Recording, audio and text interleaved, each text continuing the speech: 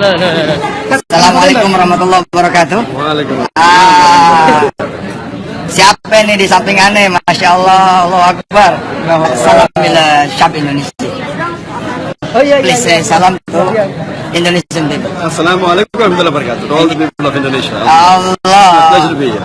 Yeah, Dr. Zakir Naik. Assalamualaikum warahmatullahi wabarakatuh. Kunjungan Dr. Zakir Naik ke Indonesia mendapatkan sambutan luas dan beragam. Ada banyak orang yang ingin menyimak secara langsung pandangan-pandangannya, terutama dalam bidang studi perbandingan agama. Kuliah umumnya yang disampaikan di Bandung, Yogyakarta, dan Ponorogo mendapat respon yang sangat besar. Terkait bidang yang digelutinya, Khazanah sempat berdiskusi dengan sosok fenomenal dari India ini. How do you think about Christianity in our differences in religion? We have many religions in Indonesia. How about interfaith studies that you Inshallah, in Jakarta on the 8th of April, the topic being similarity between Islam and Christianity. There we will discuss the similarity of Islam and Christianity and how Muslims should. Can you give the summarize of your speech? Maybe you ask such short explanation about your knowledge about Islamic and about religion. Allah says in the Quran, in Surah Imran chapter 3 verse number 64, say people of Ta'ala ila kalimatin sawa'in bayna baynikum, come to common terms as to the assembly. Which is the first time Allah that he worship none but Allah. So Allah says that when we speak to the non-Muslims, even the Ahli Kitab, come to common terms. Let us agree to follow what is common. What is different we'll discuss tomorrow. And the most important common factor is that we worship one God. And I will be dealing on this topic with great detail, inshallah, on the 8th of In some cases, some ulama said we can use the some natural or scientific to prove the truth of the Quran. How do you think about that? The Quran is concerned that the best commentary of the Quran is Quran itself. Number 2 is from the Sahih Hadith.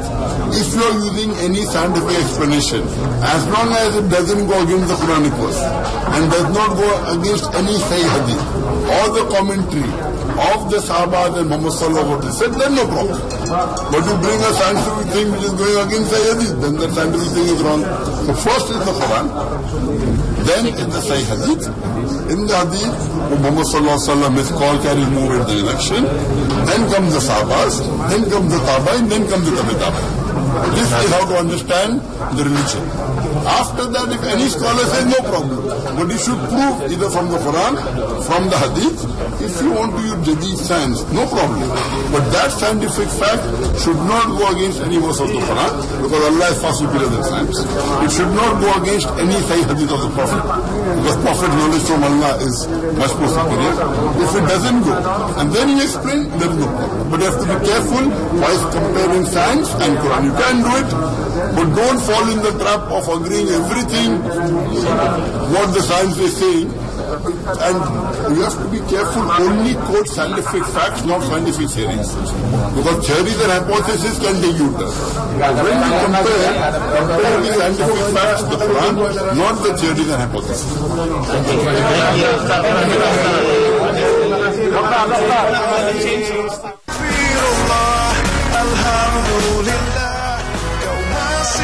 Dr. Zakir Naik memang fenomenal. Meski cibiran dan hujatan di negara-negara Eropa, bahkan sebagian negara berpenduduk muslim yang dialamatkan pada dirinya, Naik tetap mendapatkan sejumlah apresiasi dari sejumlah pihak.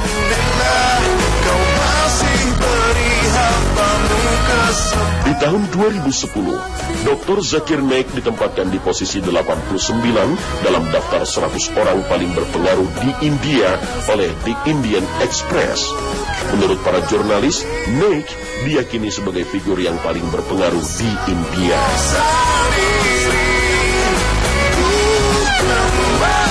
Di tahun 2013, Naik dinobatkan sebagai Islamic Personality of the Year di Dubai International Holy Quran Award yang diadakan oleh Kementerian Keuangan dan Industri Uni Emirat Arab. Di tahun yang sama, Department of Islamic Development menganugerahkan Ma'al Hijrah Distinguished Personality Award kepada Dr. Zakir Naik. Penghargaan tersebut diserahkan langsung oleh Raja Malaysia yang di Pertuan Agung.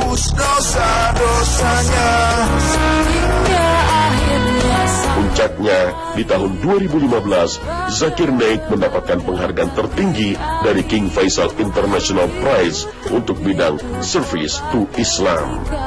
Penghargaan sama yang pernah diterima oleh Sheikh Ahmad Didat dan Muhammad Nathir, mantan Perdana Menteri Indonesia.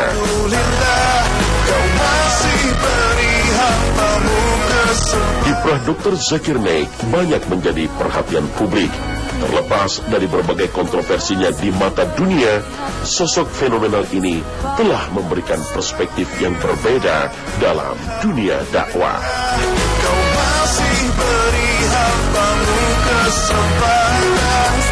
Nah, pemirsa, inilah akhir kebersamaan kita. Akhir kata, wassalamualaikum warahmatullahi wabarakatuh.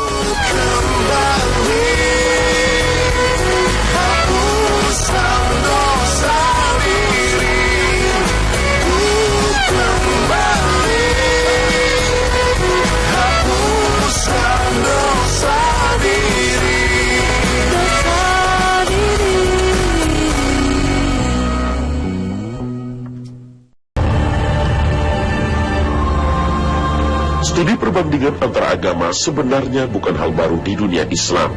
Jauh sebelum Zakir Naik, Ahmad Didat sudah memulainya pada era 40-an.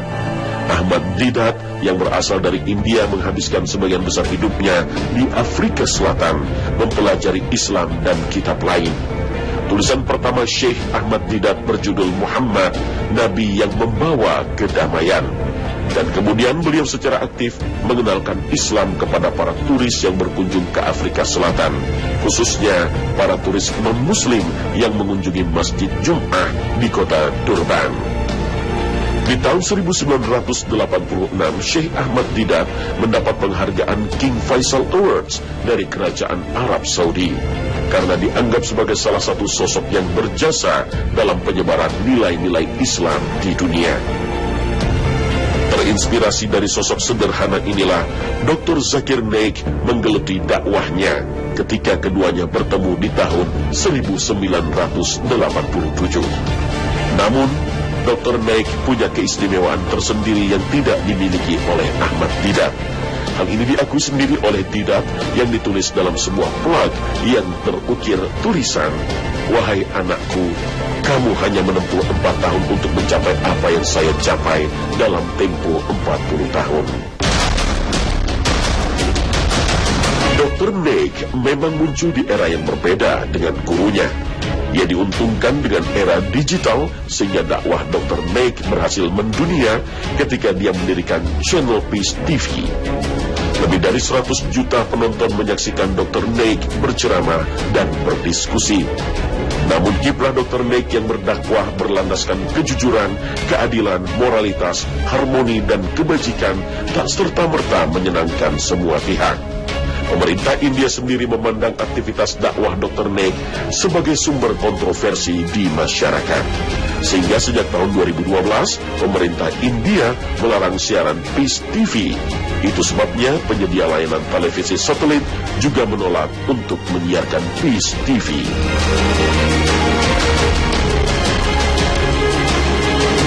Di Inggris, Sekretaris Dalam Negeri Kerajaan Inggris Theresa May menerbitkan larangan kepada Dr. Zakir Naik untuk memasuki wilayah Inggris Raya dan Kanada. Pandangan-pandangan Dr. Zakir Naik dianggap kontroversial dan tidak dapat diterima. Beberapa negara barat juga melarang Dr. Naik memasuki negaranya karena alasan yang tak jauh berbeda.